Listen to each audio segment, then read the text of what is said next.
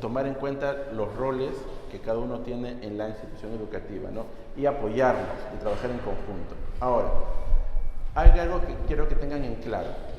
Es diferente hacer una intervención terapéutica, ¿ya?, que hacer tutoría, ¿ya? Una intervención terapéutica o una intervención en psicoterapia tiene una función para mejorar o cambiar aspectos de la personalidad o de la inteligencia o de las emociones, pero no en un espacio educativo, sino no en un espacio clínico, por decirlo así, ¿no? En el ámbito educativo lo que se le hace es brindar estrategias a través del aprendizaje y de la interacción con el compañero y acompañamiento afectivo, ¿ya?, para que el chico tenga más estrategias, pero no se le puede hacer una psicoterapia. Es cierto que los chicos vienen con problemas desde su casa, ¿no?, al ámbito educativo y tienen dificultades. Según el Ministerio del Interior y la policía, nosotros, dentro del ámbito educativo, no podemos entrevistar a un chico en ese punto porque no nos compete. Y si lo hacemos, es una denuncia para nosotros, en realidad, ¿no? Porque es lo que nos dicen. Si hay un caso de violencia, tú lo tienes que informar a la autoridad. Eso es lo que nos dice cuando hablamos con el Ministerio de Educación y con la policía. Entonces, como psicólogo, como profesor, yo me siento frustrado porque ¿qué hago? O sea, me están diciendo que no lo toque, pero tengo ese estudiante, mientras llevan el documento, se deriva a la UGEL y la UGEL a veces no manda nada, o la policía no hace nada, o el Ministerio de Justicia no hace nada. Yo tengo a mi estudiante ahí con problemas, ¿y qué hago?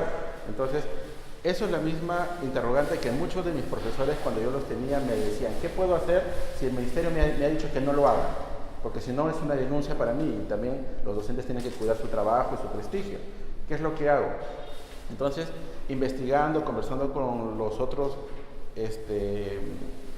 personas que trabajaban conmigo dentro de este área de acompañamiento, nos poníamos en la situación brindar estrategias para los docentes y para los psicólogos que no sean terapéuticas, ¿ya?, y que no sean directamente para hablar sobre el tema. Es decir, si tengo un chico con violencia, no puedo ir al chico y preguntarle cómo es la violencia en tu casa, porque eso es una investigación que lo tiene que hacer otro ámbito. Pero como psicólogo sí tengo que intervenir, y como docente también, pero tampoco puedo hacer psicoterapia, tengo que brindarle estrategias. Entonces, ahí, ¿qué puedo utilizar? Una de las cosas que hay mucho en el ámbito educativo, ya, es la utilización de los videos. Tú le puedes mandar a los chicos a ver un video, cicatrices, y que ellos te hagan un resumen de cicatrices, ¿no? Y que ellos digan cómo esto que ellos encuentran les puede ayudar en su vida. Es un trabajo, es un producto que ellos van a hacer, porque en el ámbito educativo hay que generar eso, que el estudiante haga productos, ¿no? Entonces el chico, de una manera indirecta estamos hablando sobre el tema. El chico va a expresar sus emociones a través del trabajo. Y uno como docente o como psicólogo puede llamarle al chico, mira, háblame sobre tu trabajo. Y tú no estás hablando sobre el problema de la violencia, pero el chico ya en su trabajo está plasmando su problema. Es igual, por ejemplo, si los chicos no les gusta ver el video, algunos le mandan a leer libros. A muy pocos estudiantes de nivel secundario les gusta leer, en realidad, pero hay algunos que sí. Hay que buscar textos pequeños para ellos que hablen sobre el tema. Hay que buscar con respecto a las noticias o el enfoque transversal. Yo acompañé a un profesor de educación física que él hablaba con respecto a las normas de convivencia con el fútbol. Él decía, no, en el fútbol hay estas 11 reglas y todos tienen que saberlo. Es como en la casa, todos saben cuáles son sus reglas en su casa. No, entonces la próxima semana me tienen que traer las reglas de su casa porque es como el fútbol, todos tenemos que saber. Ella utilizaba su enfoque y es su manera. Igual en las matemáticas, igual en la comunicación, cada quien tiene sus propias normas, sino que hay que utilizar el enfoque transversal. Ahí ya va a depender de que no hay algo en la tutoría, que igual que en la psicología, igual que en la psicoterapia, no hay una forma única, porque cada chico es diferente, cada docente, cada psicólogo, cada institución educativa es diferente. Entonces, lo que yo estoy trayendo hoy día son mis propuestas, que ustedes las van a tener, que las tienen ahí y que lo pueden adaptar según su realidad. porque eso tampoco yo no les voy a decir que lo que yo hago es lo correcto, porque cada institución es diferente. La realidad en Chimbote, la realidad aquí en Trujillo, la de Chiclayo, la de los diversos lugares es diferente, de una institución a otra, por más que estén en la misma cuadra, son diferentes. Entonces tenemos que ir adaptando, pero en un trabajo coordinado y en equipo, las estrategias que podamos traer. He colocado ahí el mural de mis opiniones, ¿ya? Lo vamos a utilizar apenas llegue el material, todavía no, ¿ya? Entonces, lo primero que se les ha dado a ustedes aquí, ¿ya? Lo primero que hay que hacer, ¿ya? Es la evaluación de habilidades sociales. Esa la van a llenar ustedes, ¿ya? Si tienen lápiz o lapicero, la van a llenar ustedes. ¿Qué es lo que van a hacer en esta evaluación? En total son 42 preguntas, ¿ya? Son 42. Lo que tiene que hacer, en este caso, el estudiante, porque esto de aquí es para el estudiante, no es para nosotros, sino que hay que aprender. Lo que hay que hacer es marcar con una X, nunca, rara vez, a veces, a menudo o siempre. Es lo primero que tiene que comenzar a hacer, ¿ya? Entonces, llenen las preguntas si es que pueden con lápiz o con lapicero para que ustedes mismos evalúen sus habilidades sociales. El ministerio siempre manda cuestionarios, pero nunca nos dice cómo resolverlo, ¿no? Entonces, esto es una acción para que ustedes puedan aplicar esto a sus estudiantes y más o menos puedan tener algún perfil de ellos. Busquen el puntaje, ¿ya? Y ese es el puntaje de cada pregunta, en realidad, ¿ya? Bien. De la 1 vean su respuesta, cuánto puntaje tiene y lo colocan a un costado, cuánto es el puntaje. Así de cada uno, de todos, de los 42 preguntas. No, solamente hay algunas. O sea, las que están acá son inversas, ¿por qué? Porque las otras son o sea, ese puntaje así como está. Sí, así como está. Porque esto es inverso, se refiere a la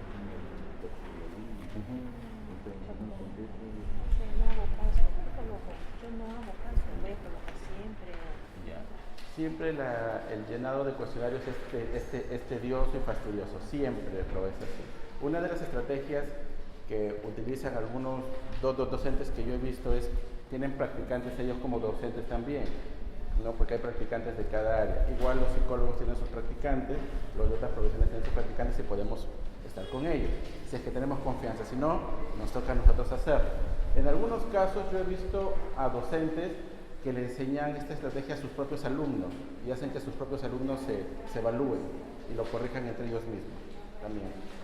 Pero ya depende de qué tanto uno puede confiar en su alumno, qué tanto uno se cree en la capacidad de poder hacerlo. Si no, cada uno lo hace y lo aplica y lo corre. Los especialistas del área de informática bien podrían en sus instituciones crear un formato, un software de repente para corregir de mejor manera, ¿no? También podría ser, eso ya depende de la adaptación. En mi experiencia, en el ámbito educativo, siempre es importante tener formatos, tener cuestionarios, tener hojas de derivación, eso es importante en el ámbito educativo. Aunque de repente para algunas personas eso es dificultoso, tedioso, ¿por qué tantas hojas? Pero en realidad sí, porque eso justifica el trabajo y es importante tener todo en un archivo, tener documentación. Porque cuando viene la supervisión o el acompañamiento o el monitoreo tenemos que sustentar con documentos. En el ámbito educativo es así, la realidad es así. La realidad es así. Más todavía en los GEP, porque los GEP tienen acompañamiento todos los días, todas las semanas, en cada momento. Este es un cuestionario de habilidades sociales. Este cuestionario mide 4 habilidades sociales, ¿sí? Que están ahí. Miden la asertividad, la comunicación, el autoestima y la toma de decisiones. Las preguntas de la 1 a la 12 miden asertividad. La asertividad es la capacidad para comunicar adecuadamente sus emociones o sus sentimientos. De repente el chico tiene dificultades en esta habilidad para comunicar, entonces ya nos estamos dando cuenta cómo es, ¿no? La comunicación de la 13 a la 21, habilidades para comunicar también. En la autoestima, de la 22 a la 33, la toma de decisiones de la 34 a la 42. Ahora, para las personas que trabajan directamente con los estudiantes o con adolescentes, en ese caso psicólogos, trabajadora social o docentes que de repente trabajan de manera individual, pueden tomar este cuestionario de manera individual para saber cómo es el chico también, específicamente uno. También lo podrían hacer de esa manera. También. Entonces ya para que tengan una idea de cómo es este chico. Ya. El cuestionario está hecho para toda la secundaria, de primero a quinto.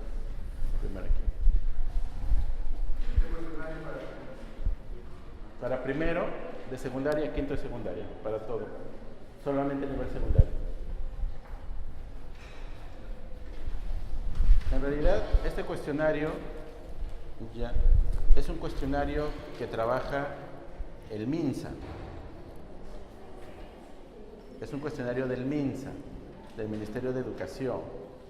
¿Ya?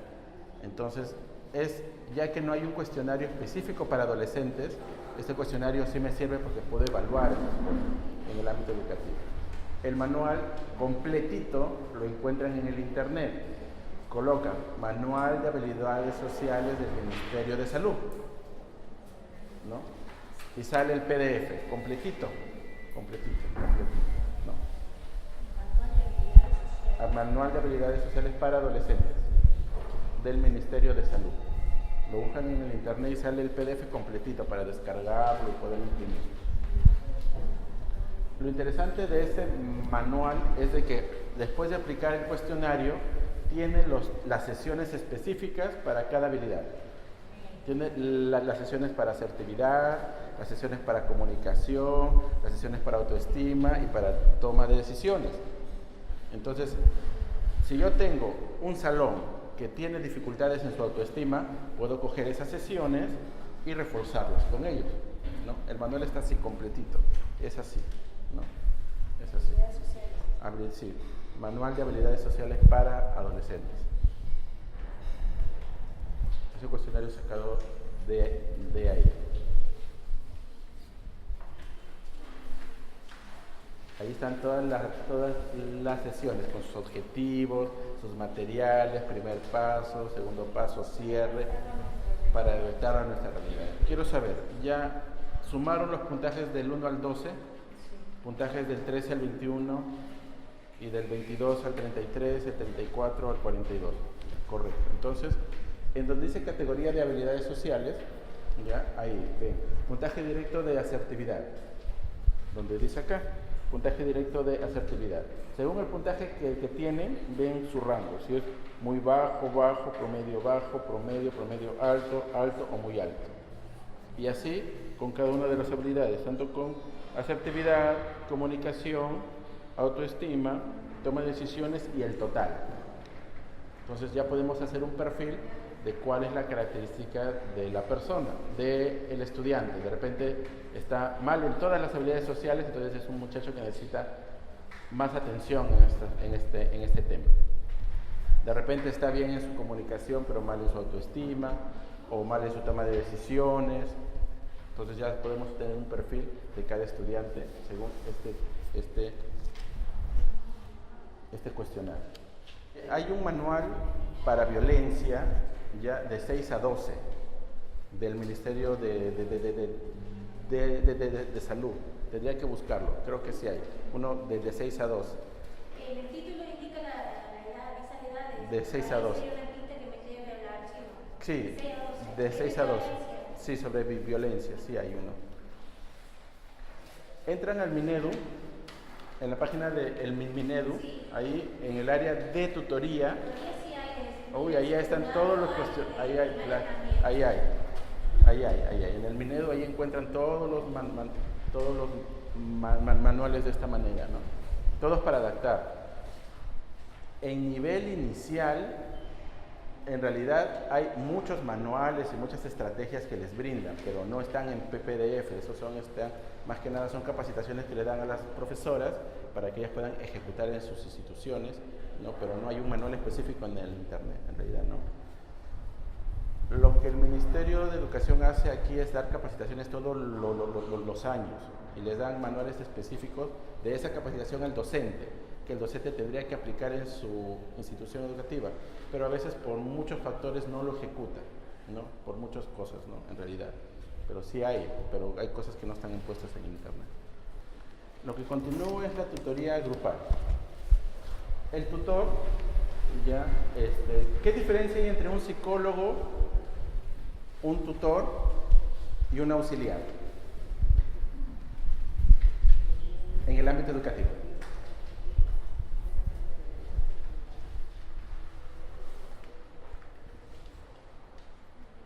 Por lo que yo he visto, el psicólogo tiene incidencia más en lo que son los problemas socioafectivos, lo que yo he visto por dentro del sistema educativo. El tutor termina haciendo más tareas administrativas a veces, intervenciones con sus alumnos. Porque como decía al comienzo, falta ahora para algo, tomemos la hora de tutoría y ahí desarrollamos lo que nos falta. El psicólogo es el que más trabaja la parte emocional, la parte afectiva. Un chico que tiene un problema afectivo de frente al psicólogo, ¿no? Por lo general. Chico con problemas de conducta, de frente al psicólogo. Chico que tiene algún tema que el profesor ve que tiene que ir al psicólogo, lo deriva al psicólogo, ¿no? Sin hacer un filtro primero. ¿Ya? El docente, es cierto, tiene muchas actividades, porque aparte de la hora de tutoría tiene su propia especialidad, sus propias horas, sus propias actividades propias, ¿no? De él, aparte de sus actividades externas que el docente tiene, ¿no? Pero el tutor, ¿ya? Es el acompañante para un desarrollo integral dentro de un ámbito de aprendizaje. En realidad es un acompañante, ¿no? Tampoco no es un psicólogo que tiene que ayudarle en todos sus problemas, tampoco no lo es, ¿no? Tampoco tiene que ser un padre de familia porque el docente tiene un padre, el alumno tiene un padre ya, sino el docente es un acompañante dentro del ámbito educativo, es un adulto que tiene contacto directo.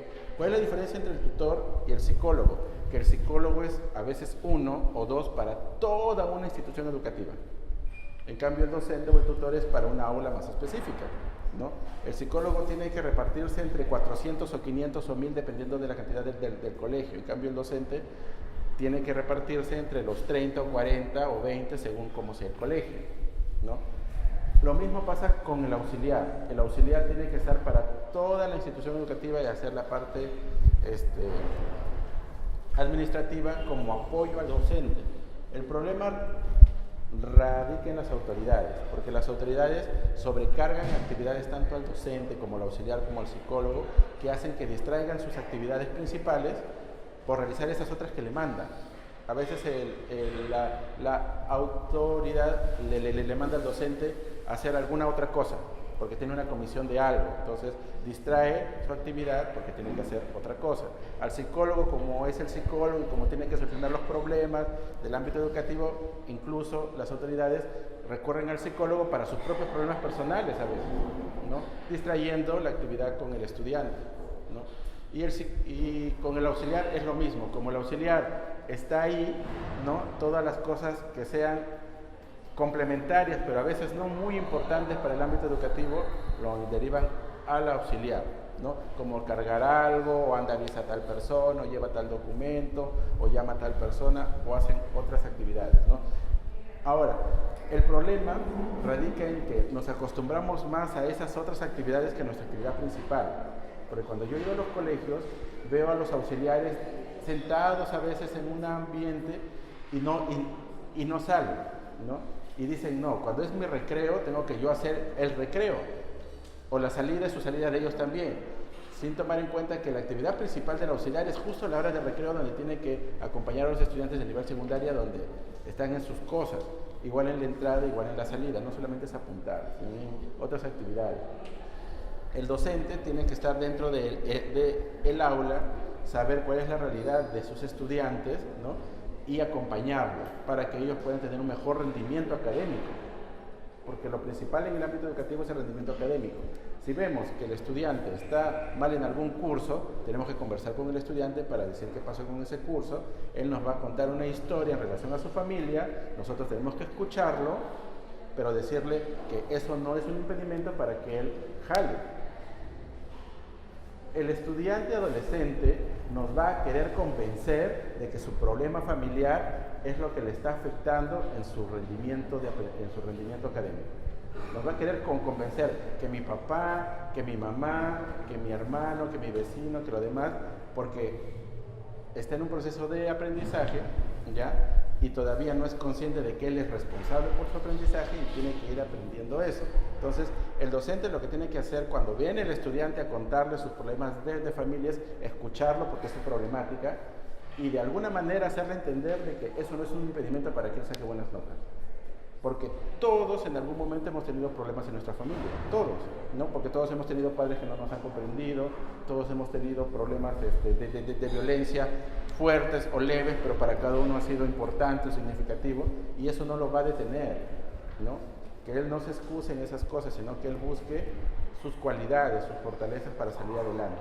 No nos dejemos llevar por lo que el adolescente nos quiere llegar a convencer, ¿no? Por eso es importante que los psicólogos que están en las instituciones educativas acompañen a sus docentes constantemente para hacerles ver de que el adolescente viene siempre con esas historias. Y no son historias de ahora, son historias de toda la vida. Adolescente tras adolescente tiene los mismos problemas y las mismas dificultades.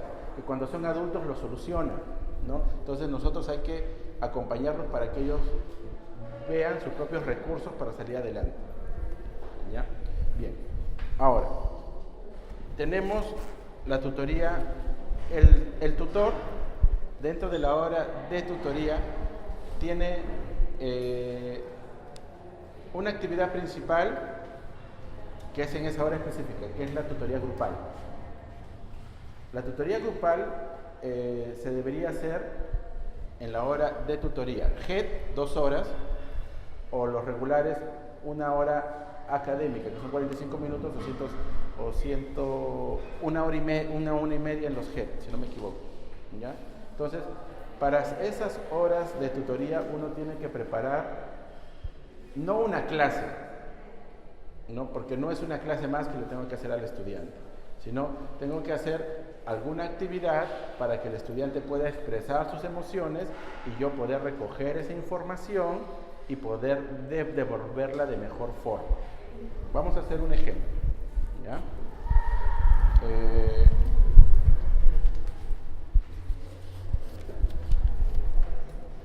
Uno para cada uno. Este es un papelito para cada uno. ¿Qué es lo que van a hacer ahí en este papelito?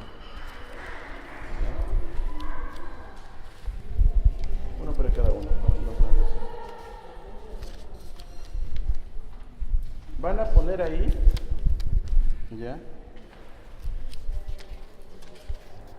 Van a escribir en ese papelito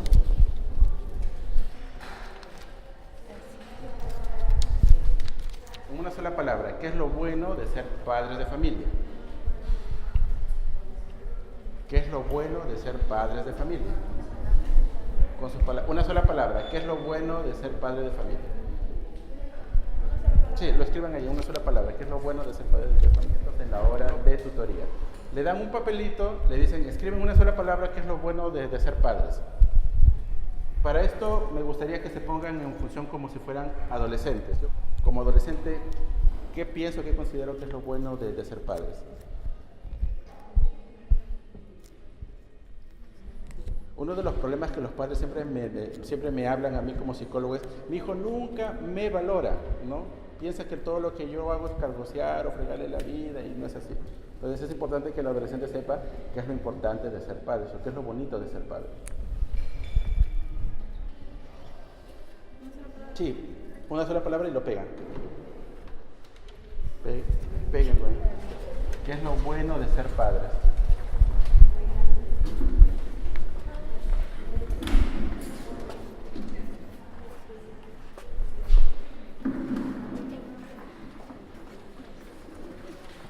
Muy bien.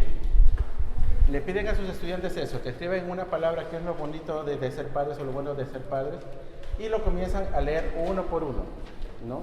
Y el que quiera opinar con respecto a eso puede levantar la mano y darme su opinión, ¿no? ¿Por qué consideran que esto está bien o esto está mal? Bien.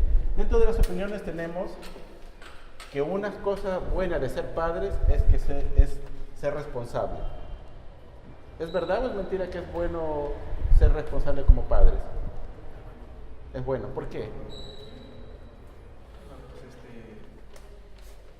la responsabilidad es parte ya de que uno ya desea tener un hijo, sabiendo de que llegando pues el hijo al mundo pues es doble sacrificio, otro doble compromiso, ¿no? Porque es un hijo tuyo que la cual pues, tiene que sobresalir, salir adelante, ¿no? Ser mejor que tú. Correcto, ¿no? Entonces, la pregunta, ¿todos consideran que esto es lo bonito de ser padres, ser responsables? ¿Alguien que esté en desacuerdo a esto?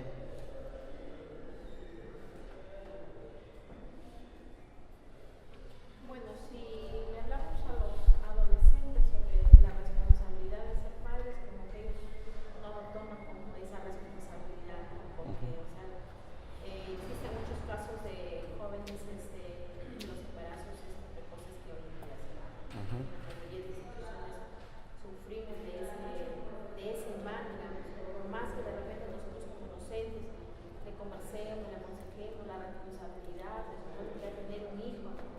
Entonces, bueno, pienso que no todos tomarían esa opinión, Muy bien, en su cabeza, ¿no? Que es algo importante que uno tiene que hacer, pero no es muy divertido ser responsable para el adolescente. En realidad para el adolescente lo más divertido de ser padres podría ser de repente que ellos pueden mandarnos cualquier cosa, ¿no? Porque el adolescente sí lo ve así, el papá es mandón, él sí nos manda y nosotros tenemos que obedecer. Eso es lo divertido de ser padres, que uno puede mandar a otra persona, puede ser que lo diga, ¿ya? Bien. Amor, varios han escrito amor. Alguien que me diga por qué el amor es algo bueno de ser padres.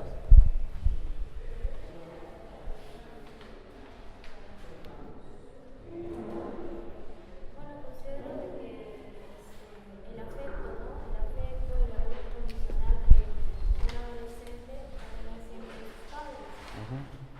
Ya, muy bien, correcto. ¿Alguien que esté en desacuerdo del amor como algo bueno? No es que esté en desacuerdo, pero tal vez desde un adolescente eso puede expresar un anhelo, ¿no? Que el padre le brinde amor, o un deseo no satisfecho, porque sí la figura del padre que él tenga no sea realmente una figura amorosa. Claro, ¿no? Si él lo considera bueno, tal vez puede ser una carencia. Claro, correcto. Tendríamos que verlo quién lo dijo. Claro, exactamente.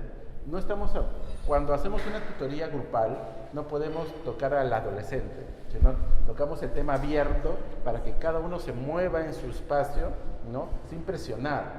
Eso es la diferencia de la tutoría grupal a la individual. Tú haces un espacio para conversar, para hablar sobre diversos temas, ¿no? No específicamente en uno, pero ya les está tocando a todos de alguna manera, ¿no? El amor. Algunos estudiantes dicen, sí, pero mi papá a mí no me da amor, y otros que hablan que sí, que me da afecto, que viaja conmigo, que conversa conmigo, en cambio el otro dirá, a mí no. Y de repente por ahí se anima a hablar el tema y tocamos el tema de manera grupal, ¿no? Bien. Otro. Amor, aprender, respeto, las alegrías, a ver, ¿las alegrías es algo bueno de ser padres?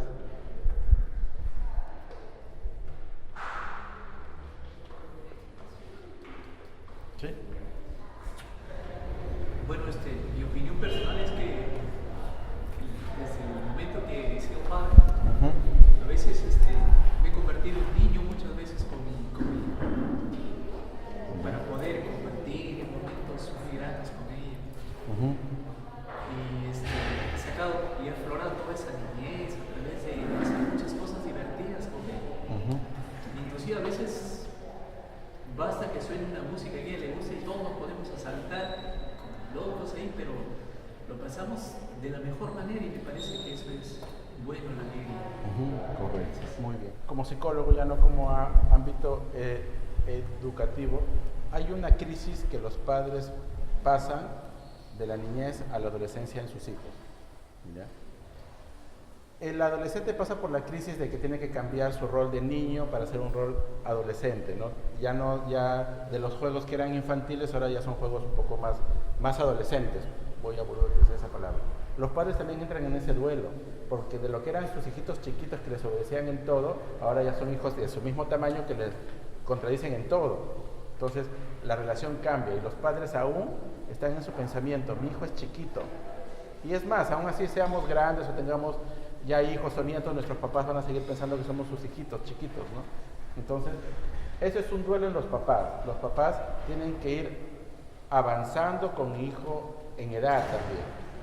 Es decir, entender que su hijo ya no es un niño de primaria, sino ya es un joven o un adolescente de nivel secundaria, que ya tiene una opinión, que ya tiene compañeros que también les brindan otra opinión y que pueden contradecirnos. Parte de la adolescencia es eso, es la contradicción. Y a los padres eso es lo que les cuesta entender. Entonces, las alegrías del niño ya no son las mismas alegrías del adolescente. Si antes como niño tú te divertías de repente inventando que una caja era un cohete o que es un perro, qué sé yo, con el adolescente eso ya le parece ridículo, ¿no? Las alegrías son otras y cada adolescente es diferente, entonces tenemos que buscar qué es la alegría para ese adolescente y el padre comenzar a compartir. Un padre, en una experiencia que yo tuve, compartieron la guitarra con su hijo, y muy bien, porque se iban al techo a tocar la guitarra y él tocaba y cantaba con su hijo, y ese era un momento de alegría para ellos. Ya no eran los juegos de antes, sino las cosas que les gusta en esa edad, ¿no? Hay otros que les gusta ir al cine, hay otros que les gusta de repente ver el fútbol, hay otros, sí, el ver el fútbol ahora en este año que ha pasado ha sido muy interesante porque padres e hijos se han puesto la camiseta, se han organizado para hacer alguna actividad para poder ver el fútbol y eso es algo que los une. Esas son alegrías de en esta etapa, porque ya las alegrías de la infancia son diferentes. Cada adolescente es diferente. Al adolescente le gusta viajar, salir. En los ámbitos educativos donde yo he estado, paseo, todos levantan la mano. Los papás son, no pueden ir porque hay muchos peligros o no hay plata o lo que sea, pero todos los chicos quieren ir de paseo. Y cuando van de paseo se divierten, algunos se divierten y se sueltan. Hay otros que más bien se sienten cobardes y se siempre mantienen en grupo cerca del profesor. Cada adolescente es diferente. Hay que generar espacios para ellos de alegría y diversión. Y hay que integrar al padre o a la madre o al apoderado en esa actividad también. A veces el padre se centra de que la diversión es como él piensa. Para mí lo que me divierte es sentarme en mi casa a ver la televisión. Pero para el adolescente no, de repente para él su diversión es ir a la calle y conversar con sus amigos en la calle, ¿no? Tenemos que comenzar a ver cómo integramos eso. ¿Cómo integramos? Sal con tu hijo a la calle a conversar, por ejemplo, ¿no? No necesariamente a comprar cosas porque no hay plata a veces, pero sí a conversar, aunque sea al parque, a caminar, qué sé yo, alguna actividad que el padre pueda hacer y que el adolescente le guste para que estén ellos en resonancia según la edad. ¿Bien? Esa es una forma como pueden hacer su tutoría individual, ¿no? Eso sería preguntarle al alumno entonces, ¿qué es lo bueno de tus padres? Claro. ¿No? ¿Qué es lo bueno? La otra pregunta es, ¿qué es lo bueno de ser padre? O sea, el adolescente, ¿qué es lo bueno? ¿Qué sería para él bueno ser padre? ¿No? Claro. Son preguntas Claro. diferentes, ¿no? Claro, es cierto. Yo he cambiado la pregunta en el momento del ejercicio, pero podemos hacer cualquier pregunta. Incluso podemos cambiar. ¿Qué es lo malo de ser adolescentes? También lo podemos cambiar, ¿no? O, ¿qué opinan de la familia en la actualidad? Entonces ellos van a comenzar a tocar todos los temas. Y de hecho que van a salir sus temas personales. Van a salir. No estamos hablando directamente del tema, pero sale, ¿no? O hablamos los riesgos en nuestra sociedad. A ver, ¿qué opinión? Entonces vamos todas las opiniones y por ahí va a salir. Van a comenzar a salir. Los adolescentes comienzan a contar y cuentan, uy, sí, que mi compañero, que no sé qué, que el amigo tal. Comienzan a salir sus cosas en el ámbito del salón. ¿Qué es eso? Es un ambiente para conversar, para hablar, y el docente tiene que tener una opinión sana y saludable para explicar de que todo lo que hemos hablado, ya ellos tienen que ver qué es lo correcto, ¿no? Que lo correcto es estudiar, conversar con la familia, ¿no? Evitar los riesgos. Si el adolescente va a decir, el profesor, si él me ha dicho que normal puedo tomar, y se va a transgiversar y va a llegar a más problemas. En un ámbito educativo, no al alcohol, ¿no? Aunque sepamos que lo va a hacer en algún momento, porque lo va a hacer, todos lo hemos hecho, pero en un ámbito educativo no al alcohol. En un ámbito educativo, las relaciones sexuales no es el momento adecuado, ¿no? Aunque ya lo estén haciendo, pero nosotros como docentes aún nos tenemos que cerrar en que no, ¿no? aunque tenemos que tener en nuestra cabeza de que sí. No a la mentira, aunque sabemos que mienten todititos, pero tenemos que estar siempre en el no, porque el ámbito educativo es diferente, ¿ya? Ahí todavía tengo que tener el límite del no a ciertas cosas, ¿ya? Bien. Cuando sea adulto ya va a comprender los a veces o los ocasionalmente, pero cuando sea adolescente es sí y no, porque la edad todavía está en ese proceso de aprendizaje. ¿Bien? Muy bien, a ver, vamos a dividirnos en dos grupos, ¿ya? Justo como están, los 10 de acá y los 10 de acá, quiero que formen grupos.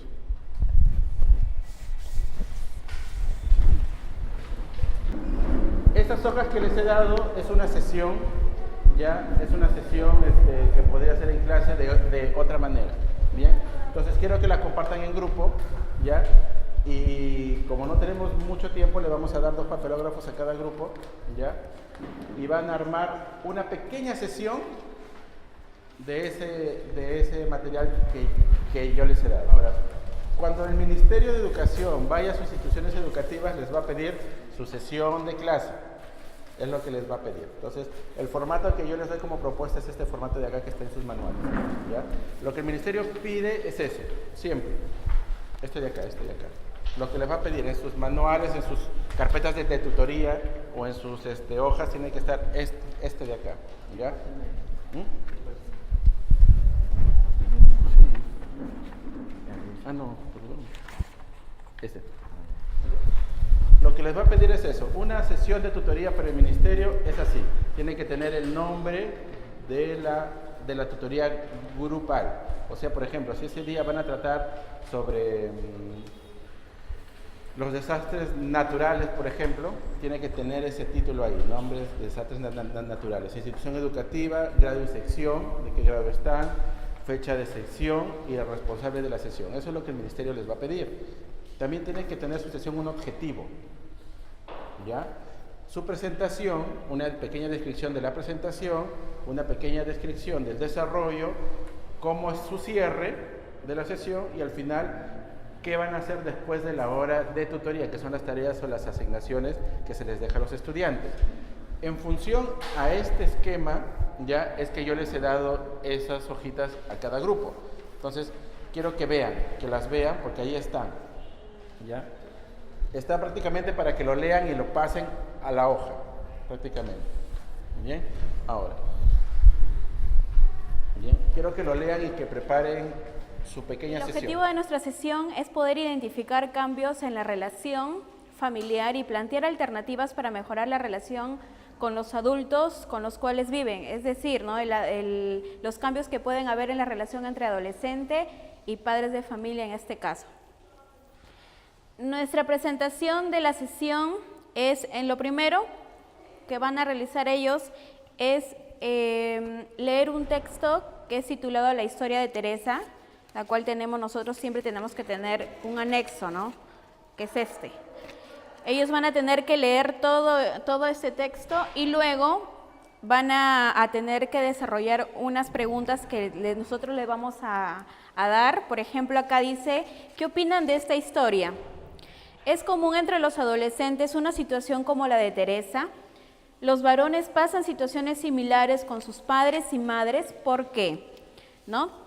Esas incógnitas vamos a tener nosotros como docentes tutores, poder aplicarlas a los adolescentes, a los alumnos. Luego que han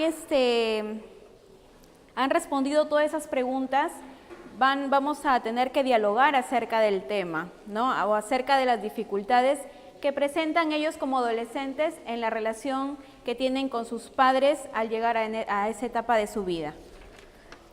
Luego de la presentación, porque la presentación, como sabemos, siempre es un preámbulo del tema que vamos a tratar, ¿no?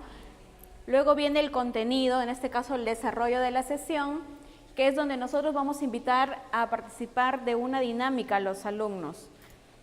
Y la dinámica va a consistir, bueno, es titulada Los 3 colores, vamos a formar tríos por colores en los estudiantes y donde van a interactuar dando su opinión acerca de los cambios que se dan entre adolescentes y padres y adultos. Luego, al finalizar todas estas opiniones, ideas, vamos a elaborar nosotros un compromiso grupal, ¿no? Todos vamos a enfatizarnos en ese compromiso, vamos a escribirle un papelote grande y lo vamos a pegar o colocar en un lugar visible dentro del aula para que cada vez que nosotros lo leamos nos acordamos del tema que hemos tratado durante la sesión de tutoría. Y al finalizar tenemos el cierre de la sesión que se culmina con algunas ideas que el tutor va a reflejar a los estudiantes. En este caso, ¿no?, que es al iniciar la adolescencia, la relación con las personas adultas van a cambiar, el adolescente reclama su independencia, el adolescente debe expresar un comportamiento autónomo y generar la confianza de sus padres. Son ideas que nosotros como docentes tutores vamos a ir haciendo una conclusión del todo el tema tratado. Y para culminar todos, dice después de la hora de tutoría, que se le dice al alumno que durante la semana o en su vida diaria van a tener que ellos siempre ir, ¿qué le digo?, siendo voceros, partiendo todos estos conocimientos tal vez a sus compañeros, ¿no? Acá le hemos puesto durante la semana, los estudiantes deberán escribir un ofrecimiento y una petición también a sus padres, ¿no? Que ese es como decirles unas tareas para sus casas, que ellos mismos van a realizar. Esa es nuestra sesión que nos ha tocado a nosotros como grupo. ¿Alguna pregunta? Bueno, nosotros hemos puesto el nombre de nuestro taller Aprendiendo a reconocer mis emociones, y básicamente lo que vamos a trabajar aquí es la cólera, ¿no? Como objetivo hemos puesto desarrollar estrategias para reconocer y controlar la cólera para un cambio de actitud en los estudiantes. Para nuestra presentación, nosotros lo que hemos visto conveniente es proyectarles un vídeo y luego ellos, en base a eso, formular preguntas, ¿no?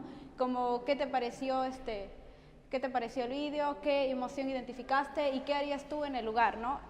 Claro está que el video va a estar en función a lo que es la cólera. Luego, para el desarrollo, pedirle a nuestros estudiantes que formen grupos de 4 y que le vamos a plantear situaciones, ¿no? Situaciones donde esté presente la emoción de la cólera, y en base a ellos van a ir identificando. También dentro del desarrollo, luego de la ejecución de esto, vamos a hacerle técnicas de respiración y técnicas también de control de impulsos. Para nuestro cierre, nosotros hemos identificado que ellos den sus conclusiones y que el tutor también pueda reforzar, ¿no? Reforzar sobre las conclusiones que ellos han dado. Y después de la hora de tutoría, hemos puesto de que ellos puedan elaborar sus afiches, puede ser con frases alusivas a lo que es la emoción de la cólera, y que eso se pueda pegar en el patio, ¿no? Y eso es lo que habíamos puesto. Tengo esta clase, sé que en estos estudiantes hay problema en las relaciones sociales, hago esta dinámica, hago esto, les hago participar. Para los psicólogos eso es quizás un poco más fácil. Para los docentes es un poco más complicado porque no es su día a día de ellos. Su día de ellos es diferente, ¿no? Son sus sesiones de clases, son sus temas diversos porque tienen clases de matemática, de comunicación, CTA, persona, familia, cada uno en su temática es diferente. Entonces, es importante, los que trabajamos con docentes, tener estas sesiones para poderle brindar a ellos, para que ellos puedan tener una herramienta para poder adaptar a su salón, ¿no? A veces los psicólogos suponemos que los docentes piensan como nosotros, y no es así. Ellos tienen una forma de trabajo distinta a la de nosotros, ¿no? Entonces, ellos hay que brindarles esta información para que ellos puedan entender, comprender y adaptar a su realidad. ¿Por qué eso es importante? Porque como psicólogos a veces somos únicos para tantos estudiantes. En cambio, el docente tiene una hora específica, que es la que tiene que ejecutar para su aula. Y es importante darles este trabajo a ellos también, ¿ya? Bueno, eso es con respecto a la tutoría grupal. Son sesiones donde hay que tener objetivos, presentación, desarrollo, un cierre y un trabajo después de la tutoría que se tiene que revisar en la próxima sesión, ¿ya? Una de las primeras sesiones de tutoría que se tiene que realizar en el año son los acuerdos de convivencia. Son los primeros que ese es el primerito. Y antes de eso incluso una evaluación a todos los estudiantes, ¿no? Que eso ya se coordina con las autoridades de la institución. Bien, bueno, vamos ahora a la tutoría individual. La tutoría individual, a diferencia de la grupal, es personalizada, es con el estudiante. Aquí los profesores siempre tienen esta duda, ¿en qué momento la hago? Porque si hago en el momento de mi tutoría, mis demás estudiantes, ¿a dónde yo los dejo? ¿No? ¿En qué momento lo hago? ¿No? El ministerio no da una hora específica, esta es la hora para tu atención con los estudiantes, no hay. Pero los docentes tienen espacios en su hora colegiada, ¿no? Tienen espacios de repente entre una clase y otra que pueden ellos ir tomando para sus sesiones individuales, ¿no?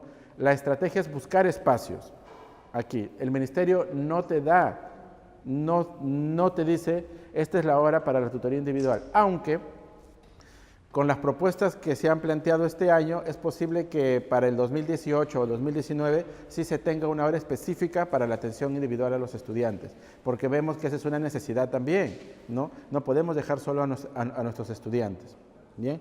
Ahora, yo les planteaba el ejemplo, ¿por qué los estudiantes se les quedó más la actividad del playback que hicimos, que fue como un mimo con música, que la consejería que le doy el día a día?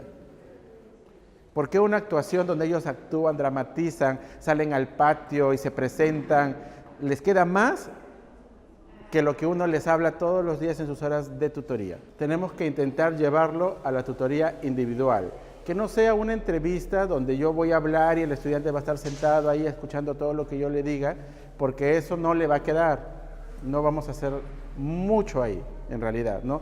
Vamos a hablar y le vamos a aconsejar, es cierto, lo podemos reportar en nuestra ficha de entrevista al estudiante, ¿no? Porque tenemos que tener ese formato de la ficha de la entrevista al estudiante, porque el ministerio va a venir y te va a decir, ¿has tenido entrevista con tu estudiante? Y ellos van a decir, no, sí, lo tienen que tener firmado por el estudiante, ¿ya? También eso les va a servir a ustedes como docentes o como psicólogos como un respaldo para que digan, yo he hecho esta actividad con el estudiante y es lo que he intentado hacer todo lo posible, pero al final las decisiones lo toma el propio estudiante, ¿no? Nosotros les podemos hablar que no al embarazo adolescente, pero al final ellos son los que toman la decisión, ¿no? Porque ellos, mientras les hablamos en un rinconcito, pueden hacer un montón de cosas sin que los veamos, pero igual es decisión de ellos. Siempre tiene que haber una consejería y una orientación. ¿Bien? Yo analizaba ese punto hasta que llegué a una capacitación como esta y me hablaron sobre el cambio de actitud. ¿Cómo logramos el cambio de actitud en el estudiante, ¿no? Porque a veces no podemos llegar a ellos. Entonces, este ponente hizo este ejemplo. Para un cambio de actitud tiene que haber tres cosas. Primero, la primera parte es la parte del conocimiento. El estudiante tiene que conocer qué es lo que está sucediendo con él, ¿no? Si vamos a hablar sobre la drogadicción, tenemos que darle información sobre la drogadicción. Si vamos a hablar sobre el aborto, tenemos que darle información sobre el aborto. Hacer el conocimiento, la psicoeducación, todo lo que sea psicoeducación. Para eso uno tiene que informarse, ¿no? Buscar en internet, buscar capacitaciones, libros, conversar con personas que me puedan hablar sobre el tema, todo, buscar todo con respecto al conocimiento, me dijo. Primero hay que darle al estudiante todo el conocimiento que se pueda con respecto a la problemática, ¿no? A la violencia, a la elección de la pareja, a la paternidad precoz, a los demás temas que son riesgos en la sociedad, ¿ya?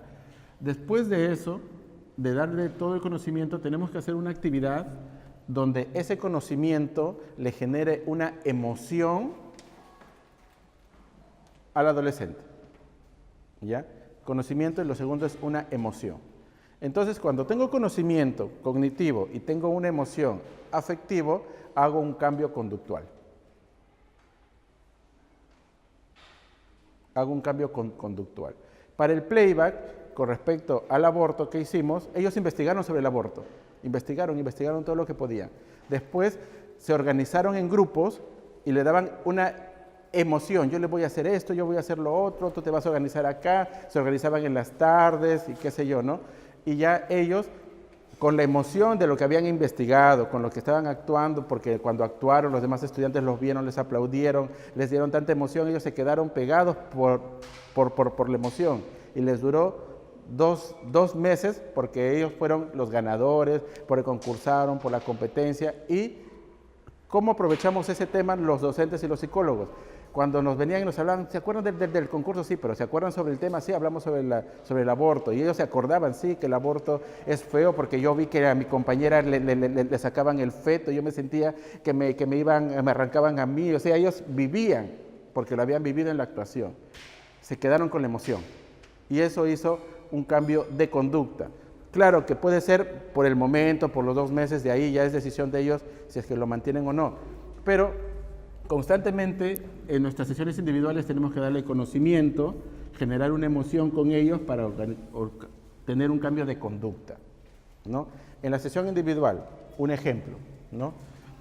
Tengo conocimiento, me busco de repente un libro que hable sobre la deserción escolar, los riesgos de la deserción escolar, pongamos, no busco todo, tengo un folleto, tengo un tríptico ahí conmigo, entonces lo invito al estudiante que sé que puede tener una deserción escolar, lo invito a mi sesión individual y le digo, ven, siéntate, quiero compartir este tríptico contigo, y le haces leer al estudiante el tríptico.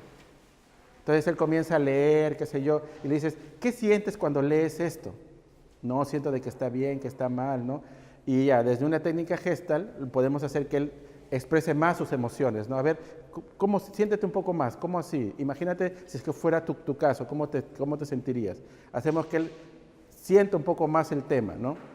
Entonces, una vez que él ya lo está sintiendo, le comenzamos a explicar que esas cosas, con respecto a la deserción escolar, tienen estos riesgos y que esas emociones pueden surgir en él y que si son negativas, hay que evitarlo, hay que controlarlo y no hay que hacerlo. Entonces el estudiante se va a ir con eso. Durante un tiempo va a estar acomodando toda la información y las emociones, ¿no? Y esperemos que lo acomode bien, por eso estamos ahí al constante para hablarle, para que él pueda ordenar sus ideas y decir, no, esto yo no lo quiero hacer, porque no va conmigo, no es parte de mi vida o yo no quiero hacerlo, ¿no? Y si tengo un amigo, yo lo recomiendo, que no lo haga. Si bien es cierto, no a la primera sesión lo van a cambiar, porque los que somos psicólogos y los que trabajamos con adolescentes, sabemos de que no con una sesión ya cambiaron, porque eso no va a suceder, eso es constante, constante, constante, constante, constante, ¿no? Ahora, a veces sucede que con los adolescentes pensamos, ¿ya?, de que lo que hablamos les entra por una oreja y sale por la otra, ¿no? Yo considero que no es así. Yo considero de que sí es cierto que nos escuchan, hay una información y de repente en ese momento no nos quieren hacer caso, pero va a haber un momento donde esa información van a estar en su recuerdo y van a decir, alguien me habló sobre esto y no le hice caso. Y fue al final su decisión de ellos actuar mal o actuar bien, ¿no? Al final sí se queda, claro que no en ese momento, porque en la adolescencia ellos están en otra actividad, están más en la socialización, en la rebeldía, en buscar su independencia de los padres, ¿no? Están más en eso y aparentemente no nos hacen caso, ¿ya? Entonces, hay que buscar siempre en las sesiones individuales, darle conocimiento, generar una emoción y para hacer un cambio de conducta, constantemente. No hay una estrategia específica, ¿ya? Podemos trabajar con dibujos, trabajar con cuentos, podemos trabajar con trabajos de pensamiento, les hacemos cerrar los ojos y que imaginen lugares adecuados o lugares que yo le quiero llevar al estudiante, ¿no? Tenemos que buscar formas como llegar a ellos, ¿no? Si es que el estudiante es muy inquieto o le gusta el movimiento del deporte, de repente lo sacamos al patio y hacemos algo de deporte con él, ahí para que genere un vínculo. Si les gustan las dinámicas, hacemos las dinámicas. Si les gusta el pintar, el coser, el tejer, buscamos las cosas que ellos tienen, ¿ya?, para poder generarle una emoción con respecto al tema, para que ya se vaya quedando él con la información. Bien, por ejemplo, en algunos casos podemos hablar sobre sexualidad, aunque con los más niños pasa esto, no con los adolescentes. Podemos hablar con respecto a la sexualidad con sus animales que ellos tienen, ¿no? A veces tienen un perrito, una perrita, ¿no? Entonces podemos hablar desde su experiencia de ellos con la sexualidad, ¿no? Su perrita de repente tuvo crías, entonces comenzamos a hablar sobre el proceso de la fecundación, del embarazo a través del perrito, pero esos son los más pequeños, con los adolescentes no, porque ellos ya tienen más información sobre esto, ¿no? Tenemos que hablarles desde otro nivel, ¿no? También cuidando cómo es cada uno, porque hay adolescentes que sí son muy vivos y tienen más experiencia, en cambio hay otros que tienen pocas experiencias con respecto a la sexualidad porque su familia es más conservadora, de repente estos temas les va a impactar. Tenemos que saber cómo hablar con cada chico de una manera diferente. ¿Bien? Muy bien. Eso es con respecto a la tutoría individual, que no es una sesión, en caso de los tutores, no es una sesión de psicología, sino es una situación para conversar sobre un tema específico. No necesariamente para meterle una información, sino para conversar, para estar con él o para generar un vínculo, ¿no?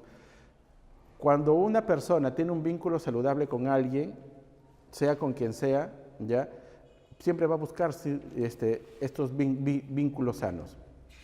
Si yo en mi vida de repente he tenido padres que estaban separados, mis compañeros no querían juntarse conmigo, en mi adolescencia mis profesores eran malos conmigo, pero tuve yo una abuela que me dio afecto, yo siempre voy a buscar ese afecto. Vamos avanzando. Informe psicológico. ¿Ya? Con respecto al informe psicológico, bueno, los que somos psicólogos conocemos los informes psicológicos como son, ¿no? Los que son docentes o de otras especialidades, para conocerlo un poco más, ¿no? El informe psicológico con sus datos generales, el motivo de la evaluación o de la consulta, es el motivo por el cual tenemos que hacerlo, ¿no? La descripción del problema, los datos importantes en la historia, de repente hubo antecedentes de depresión en la familia, problemas de aprendizaje, ¿no? De repente el papá no terminó su primaria y quiere que el hijo termine como sea la secundaria, de repente hay un problema familiar ahí con respecto al aprendizaje, no sé. ¿Qué técnicas de evaluación se utilizan, ¿no? Por lo general en un ámbito educativo los proyectivos o los cuestionarios o los hojas, no, en realidad, o pruebas de inteligencia si es que fuera el caso, ¿no? ¿Qué observación hago como psicólogo? El resultado de la evaluación. Y lo que más le interesa al docente o a la persona que deriva son las conclusiones y las recomendaciones. En realidad lo que más les interesa es eso, ¿no? ¿Qué me puedes decir tú sobre el chico? ¿Qué cosa tiene, ¿no? Entonces tenemos que hacer una descripción pensando en que el docente tiene que comprendernos, que el padre de familia tiene que comprendernos y la autoridad también tiene que comprendernos, ¿no? Porque si colocamos ahí un diagnóstico un poco ambiguo, ¿no? No nos va a poder entender. En realidad, eso ya es parte de la experiencia de cada uno, ¿no? Y recomendaciones, las recomendaciones para docentes es importante, tomando en cuenta que el docente hay que explicarle más o menos cómo hacer en la estrategia, ¿no? Porque ellos sí necesitan eso, una explicación de cómo hacer una estrategia. A la familia también, qué hacer, ¿no? A la institución, porque la institución quiere saber ¿y cómo vamos a hacer? ¿Cómo vamos a actuar? ¿No? Por ejemplo, si hubiera un caso sobre embarazo adolescente en la institución, ¿no? Es un tema que se tiene que abordar en las horas de tutoría en esa semana en todas las secciones, porque es un caso emergente, se llama así, porque hay una chica embarazada, entonces tenemos que hablar con todas las sesiones. Uno, sobre el embarazo adolescente, sobre la prevención del embarazo adolescente, sobre el respeto a la mujer adolescente embarazada, porque no porque esté embarazada hay que discriminarla, tampoco no es eso, tenemos que respetarla, generar un espacio, no a la discriminación a la mujer embarazada, a la adolescente, porque si no estaríamos mal, ¿no? Tenemos que generar todos esos espacios. Capacitación a docentes de frente para que no discriminen y no digan una chica embarazada está mal, que es un mal ejemplo, porque no vamos a ganar nada. En realidad no. Simplemente el caso de ella es un caso que tenemos que respetar, ¿no? Porque es una chica que tomó una mala decisión o pasó algo en su vida que sucedió esto con ella, ¿no? Y tenemos que respetarla porque ella tiene que terminar su proceso de aprendizaje. Aún así a nosotros no nos parezca. Aún así, en nuestra idea esté de cómo es posible que en un colegio, ¿no? Eso sucede, por ejemplo, yo he estado en colegios católicos interviniendo y tema de embarazo, tema de alcohol, ya lo querían a los chicos expulsar del colegio y que se vayan a otro colegio y eso no se puede hacer. En realidad, según la ley, no se puede hacer eso, no se puede expulsar a un estudiante porque haya quedado embarazada, tenga hijos o porque esté consumiendo algún tipo de sustancia. Más bien hay que acogerlo y hay que intervenir para apoyarlo, ¿no? Entonces, como institución, ¿cómo vamos a hacer? Bien. Y para el estudiante, recomendaciones para el estudiante, ¿ya? Dentro del informe hay que tomar eso en cuenta. Muy bien, escuela de padres, ¿ya? Este de acá solamente lo vamos a dejar como formato. Este es un formato que yo utilicé, ¿ya? Para los tutores y los profesores de la institución educativa, no para los padres ni para los alumnos, sino para los tutores y padres. ¿Qué es lo que para los tutores y personas de la institución? Donde yo les di este cuestionario y ellos tenían que llenar, según la institución, cuál es la problemática, ¿no? Las preguntas es, ¿cuáles son los problemas académicos que se ven en sus estudiantes? Ellos escribían, ¿no? El otro, ¿cuáles son los problemas emocionales? Los problemas de familia, ¿qué considera que es la función de los padres en el proceso educativo de enseñanza? ¿Qué tema sugiere para tocar en la escuela de padres? ¿Qué metodología cree que se puede utilizar para los padres? ¿Qué quisiera que hablemos con los padres? Escriba lo que esperan de la escuela de padres, otros. Esto yo les di a los de la institución educativa, y ellos ya escribieron y me dieron, y yo hice el vaciado, yo llené, y según eso elaboré mis temas de escuela para familia, ¿no? Ya la metodología dependía de la institución, si era todos en el patio por una sola persona, o se hacía una sesión y se les daba a los tutores para que lo ejecuten en cada aula, que también se hace, no es una tutoría de la escuela de familia, es así. ¿Bien? Vamos a apuntarlo acá. A ver, tenemos los celulares, tenemos los insultos, ¿no? Los insultos, la limpieza. ¿Qué más tenemos?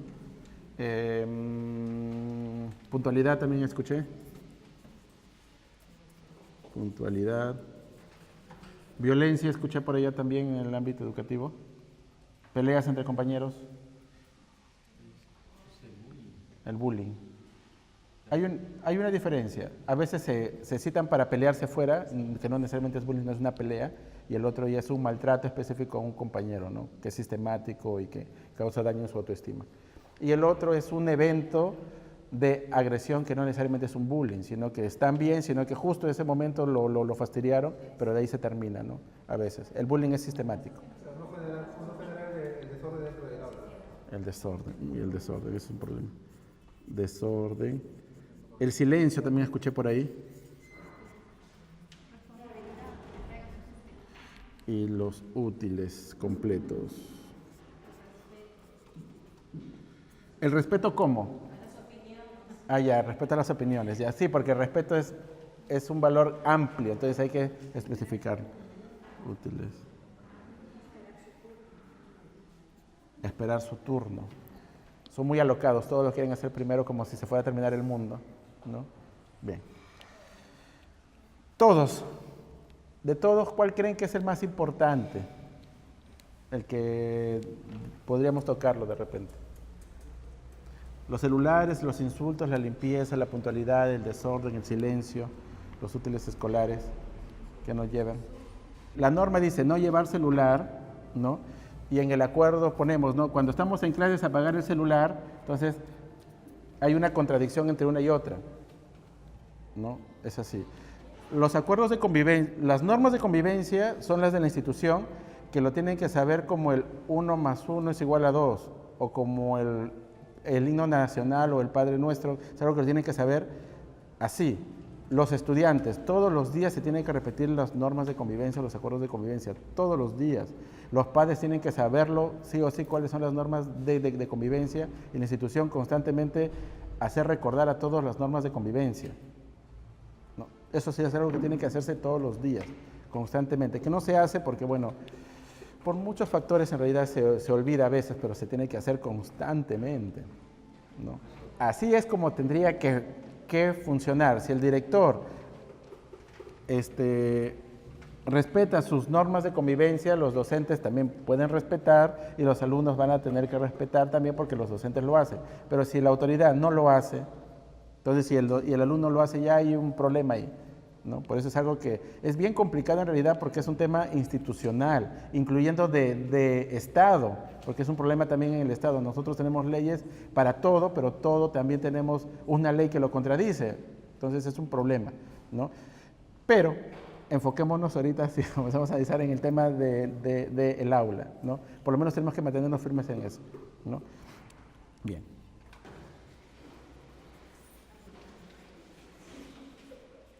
Ya. Entonces, el problema va a ser ese, que el alumno asiste incorrectamente uniformado al colegio, a la IE, como dicen por ahí, muy bien, no a la institución educativa. Entonces, acá arriba vamos a poner las consecuencias y acá vamos a poner las causas de ese problema. Ustedes tienen dos POSIT, ¿no? En un POSIT van a colocar las consecuencias de asistir incorrectamente uniformado y en otro van a colocar las causas de por qué el adolescente o el estudiante no va correctamente uniformado al colegio. Bueno, ya estoy.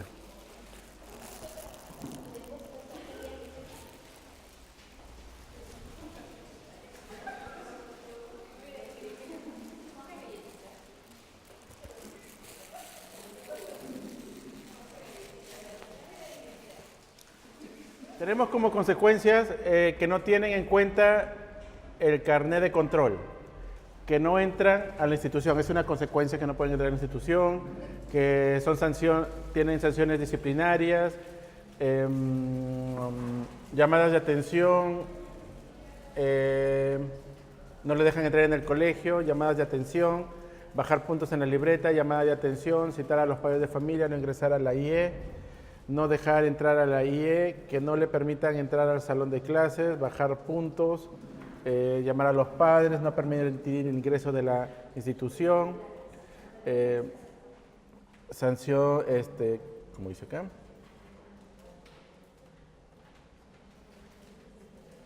bueno, sanciones del padre por parte de la institución.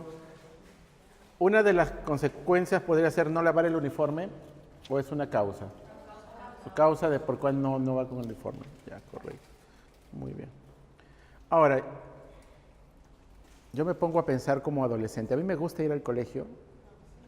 Entonces creo que se me va a convenir no asistir porque así me van a mandar a mi casa porque no me van a dejar entrar. En realidad, si pienso como adolescente, ellos estarían felices. En realidad, ¿no? Entonces, por eso hay que pensar dentro de nuestras instituciones qué tipo de sanciones podrían ser reparadoras o productivas para ellos, para que realmente tomen la importancia de ir adecuadamente uniformados a su colegio. Porque mandarlos a su casa, yo no sé si para ellos realmente es una sanción. ¿Ya? Aquí, falta de autoestima por no venir al uniforme, por no venir con un uniforme adecuado, ya. Descuido, la mamá no le corrige y no es ordenado. Correcto. Bien. Al hacer nuestro árbol de problemas, tenemos que analizar si es que las consecuencias realmente son las correctas o las correctivas realmente para este tema, ¿no? Si no, tenemos que ir viendo de las opciones que han planteado cuál es la que deberíamos sí aplicar como una consecuencia, ¿no? De las que están aquí, hay algo que sí me gustó, que es llamar a sus padres, ¿no? Llamar a sus padres, que sí podría ser como una consecuencia, pero no para que no para que le grite o para decirles usted es una mala madre, que por qué no le manda a su hijo así, no. Desea asistir al colegio como quiere. Bueno, ahí es un tema de actitud, ¿no? Porque es importante ir al colegio por la identificación, ¿no? Por la identificación, es un tema de actitud, que ahí sí tiene que ver con un tema más psicológico, ¿no? Porque no quiere, ¿no? Se avergüenza del uniforme. Bueno, tenemos que averiguar su autoestima, sus relaciones sociales, de repente el colegio donde está no se identifica, porque es un colegio que no es tan prestigioso como el del vecino del costado, cómo le van a ver llegar con el uniforme del colegio, van a decir que es colegial, cuando quiere impresionar a una chica para decir, no, yo soy de la universidad cuando todavía es colegial. No sé, tenemos que ir averiguando cosas para realmente que no se avergüence. Puede ser repitente, constante, ¿no? Y por eso es que ya tiene cara, o es un adulto mayor, es una persona adulta de 18, 19, 20 años que aún está yendo al colegio y se avergüenza. Plantear, según estas causas, si esto es lo que lo está llevando a eso, ¿ya? La mayoría es más por tema económico, ¿no? Que tenemos que buscar alguna forma para que el chico se haga responsable por el tema económico, o la familia, ¿no? Porque también depende de la edad. Yo considero que ya 15 y 16 años ya podría, si es que tiene algún trabajo o algo, podría generarse eso, ¿no? Ahora, aunque no es humillarse, pero algunos sí lo consideran, de repente un donativo de algún compañero de uniforme se puede hacer, ¿no? Pero eso ya va a depender. Ahora, estrategias que yo he visto, los profesores que han hecho, vamos a hacer una campaña por el uniforme de los compañeros, todos avergonzados. Sí, porque no están midiendo con uniforme y todos tienen que tener. ¿Cuál es la campaña? Mañana todos me van a traer una bolsa gigante de las botellas de plástico y bolsas y los papeles de periódico y todo lo que les sobre. Juntaron, lo fueron a vender, ganaron algún dinero y con ese dinero pudieron comprar algunas cosas para implementarse. No sé, son estrategias ya que cada uno busca y de paso que le enseñan a reciclar, a ahorrar y a buscar otras formas de ganar ingresos sin hacer un daño. No sé. No, en fin, eso ya va a depender de cómo buscamos estrategias, formas, ¿no? Muy bien.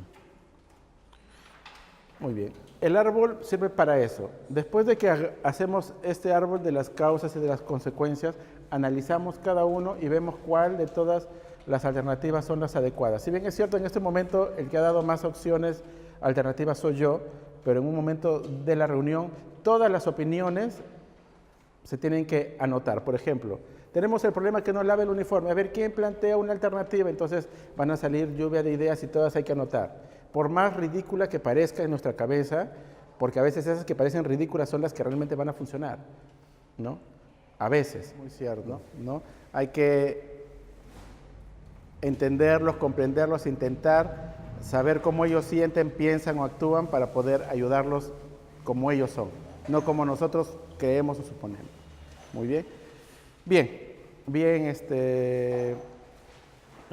con eso terminamos con la jornada del día de hoy. Yo les agradezco por lo trabajoso que ha sido el día de hoy, ¿no? El hecho de, por ser un ámbito educativo es un poco más académico quizás que dinámico, ¿no?